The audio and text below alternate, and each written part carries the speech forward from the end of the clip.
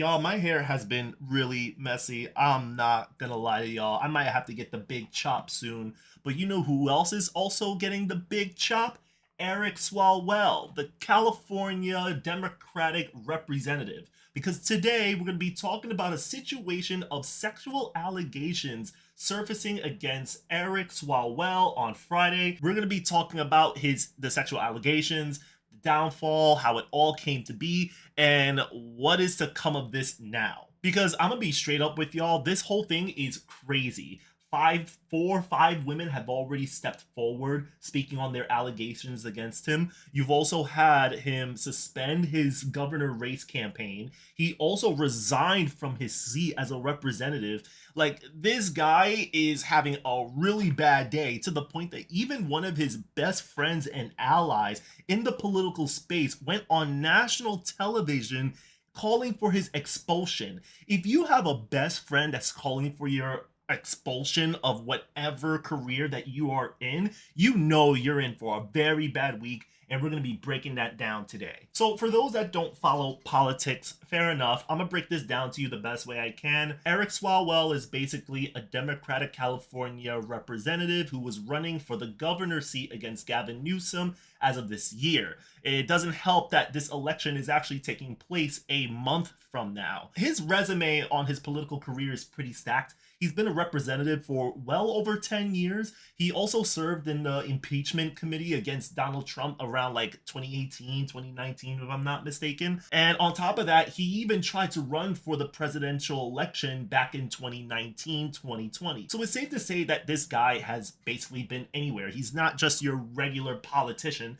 No, this guy is a very prominent figure in the Democratic Party. So with such a history in the political space, it's safe to say that this guy is really good at what he does. He has allies, he has endorsements, he had a campaign that was like a full machine that was just steamrolling the competition. People really thought that he was actually going to win the seat as a California governor until Friday happened. So back in April 10th, that was basically a Friday, the San Francisco Chronicle dropped a bomb reported on a Friday that a former congressional aide to Swalwell alleged a series of sexual encounters while he was her boss. The woman alleges Swalwell sexually assaulted her on 2 occasions when she was too intoxicated to give consent. And then that same day, CNN also reported that Friday that 3 other women have stepped forward alleged unquote various kinds of sexual misconduct by Swalwell, including unsolicited explicit messages and nude photos. Swalwell has repeatedly denied these allegations. I'm going to show you a quick clip because there was so much that took place on a Friday to the point that even Eric himself made a video in response to these allegations. Check out this clip. These allegations of sexual assault are flat false. They are absolutely false. They did not happen. They have never happened. And I will fight them with everything that I have. They also come on the eve of an election where I have been the frontrunner candidate for governor in California. I do not suggest to you in any way that I'm perfect or that I'm a saint.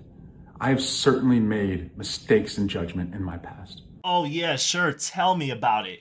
That thing that he said just kind of made no sense. He wants to fight the allegations, these serious false allegations, if you will, but then under the same breath, he would go on to say that there was some mistakes that I've made in my past. Okay, so you're saying that what these women are saying is false, is fabricated, whatever, but then on the side, you're also saying that oh, maybe you have done these things. Maybe you had a misjudgment in your actions. So which one is it? Are they lying or did you actually commit these crimes? Like, which one is it? You can't have it both ways. So around Saturday, there was a lot of headlines just flowing into the social feeds, including an open criminal investigation in New York. You have prosecutors in New York open a criminal investigation on Saturday into the allegations that Swalwell sexually assaulted a former staffer in New York City. On quote, we urge survivors and anyone with knowledge of these allegations to contact our Special Victims Division. Our specially trained prosecutors, investigators, and counselors are well equipped to help you in a trauma-informed, survivor-centered manner. And plus, it doesn't help that we also have the county sheriff in California that's also doing the same thing and is also opening a criminal investigation on their end. So this guy basically has criminal investigations going on coast to coast. Like, this man cannot get a break. And speaking of not being able to catch a break, this man has lost so much in such a short period of time. Because within 24 hours of these reports, mind you, this is between Friday and Saturday, he lost all 21 endorsements from fellow Democratic members of Congress, and his campaign began scaling back fundraising and advertising efforts. He ended his bid for governor on Sunday. Yep, that's basically it. This man just decided to just press the eject button and he's out of here. He suspended his campaign for governor entirely, and he also backed out of the Congress, so he's no longer, or at least will soon no longer be, the representative for California. Swalwell will then make a statement on Sunday in light of his resignation from both his campaign as a governor and as a California representative. He'll go on to say that I'm deeply sorry to my family, staff, and constituents for mistakes in judgment I've made in my past. He keeps saying this. Like, I don't understand why you keep saying you've made mistakes in your past. Like, it's like a so self-incriminating. I will fight the serious and false allegations made against me. Then he will go on to contradict himself. However, I must take responsibility and ownership for the mistakes I did make. I am aware of efforts to bring an immediate expulsion vote against me and other members. Expelling anyone in Congress without due process within days of an allegation being made is wrong, but it's also wrong for my constituents to have me distracted from my duties. Therefore, I plan to resign my seat in Congress. I will work with my staff in the coming days to ensure they are able, in my absence, to serve the needs of the good people of the 14th Congressional District. So again, he keeps contradicting himself. He keeps saying these are serious false allegations, but I made some mistakes in my past and I'm going to work on that, and that's between me and my wife and that's about it. And I'm like, dude, like, just shut up. Like, why do you keep saying that? Why do you keep saying you made mistakes? Like, you're vaguely implying that you've done these things. Like, just stop saying that. Like, who's his lawyer? And on top of him losing endorsements from politicians, unions, and whatnot, you also had a best friend of Eric Swalwell who basically told the media that he was lied and betrayed by Eric Swalwell, and says that he never saw the inappropriate behavior. He'll go on to say that I want to be clear. I had no knowledge of the allegations of assault, harassment, and predatory behavior against Eric Swalwell. I trusted someone who I believed was a friend, but is now clear that he's not the person I thought I knew. Gallego later told Fox reporter outside the Capitol that Swalwell literally led a double life and tricked many of us into thinking he was something that he was not. And while I was reading the article, Rubin actually spoke to Eric about this whole allegations, because he said that there were rumors about these sexual allegations that were circulating on the web for actually for weeks prior to the allegations actually surfacing this past weekend.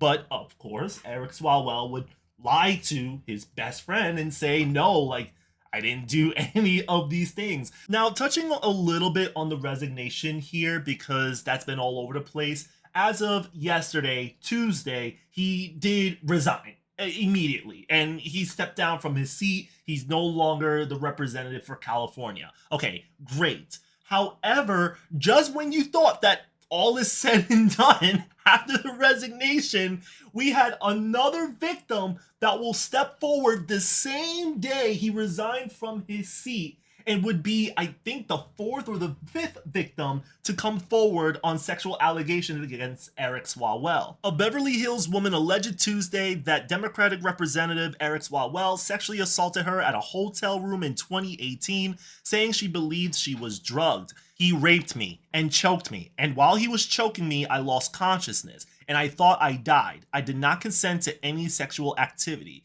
Drew said Walwell, whom she met through mutual friends, unquote, spoke repeatedly about his ability to make connections to help with her software company. Drew said that she was also considering running for Beverly Hills City Council at the time. In a statement posted online, the attorney for Swalwell said he, unquote, categorically and unequivocally denies each and every allegation of sexual misconduct and assault that has been leveled against him. So I think we've had enough allegations, right? I think it's very clear the kind of person Eric Swalwell is.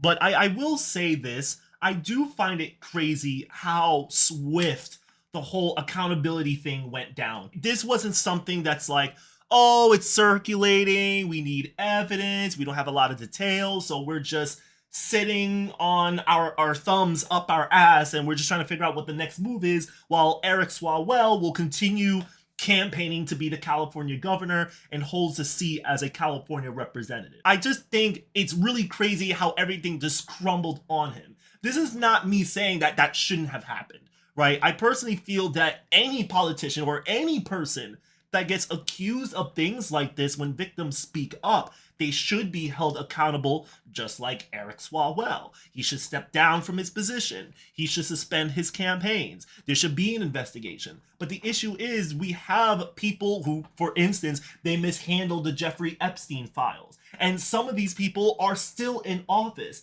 They still hold positions of power and they have control over what information can be revealed from the Jerry Epstein files, what they can withhold for themselves that's only for their eyes and nobody else. Like, there's no transparency there. But then over the weekend, you have Eric Swalwell, where the moment the allegations came up, the entire political space wanted his head on a pike. Like, again, I don't care that Eric Swalwell is facing accountability. What's going on here is good. This is a good pace. This is the fastest I've ever seen a story develop over a politician being accused of sexual assault.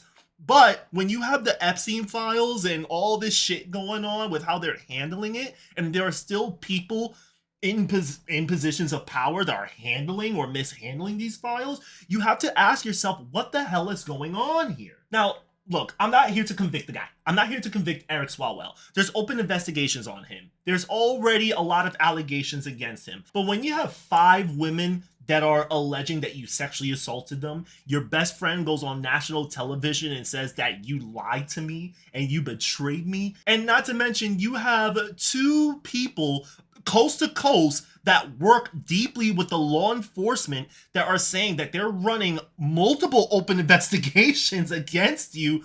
I don't know. Like, the patterns speak for itself. I don't know what you want me to say. Like, you don't need my opinion to know that this guy's a fucking asshole. He's a fucking creep. Like, this is the same guy that really just said, oh, I'm gonna fight these false serious accusations. And also, I'm not a saint. I'm pretty sure there's been many mistakes that I've made in my past. Like, how the hell do you say that in the same sentence? Like, you know this guy did it. But that's really all I have. That's basically the whole situation going on with Eric Swalwell. A lot of this was developing, and I'm really happy I held off when I did, because, oh my god, like, this story is probably still developing. I'm pretty sure that I kind of reported on this a bit too soon because it's still developing. But the moment he started saying, like, oh, I'm stepping down as a representative and I'm suspending my governor campaign indefinitely, I knew we had like a juicy story here.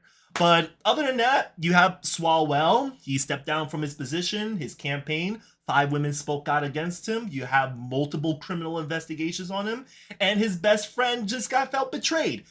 That's really it, y'all. If you have any stories you want to shoot my way, I'm looking at stories every single day, y'all, and I can really use your help. So if there's any stories that you want me to cover, you can put in the comments down below. I also have social media links that you can click on and join in on, and then you can just reach out to me on certain stories you want me to cover. Until then, this is Progeny. I'll see you on my next vid. Peace.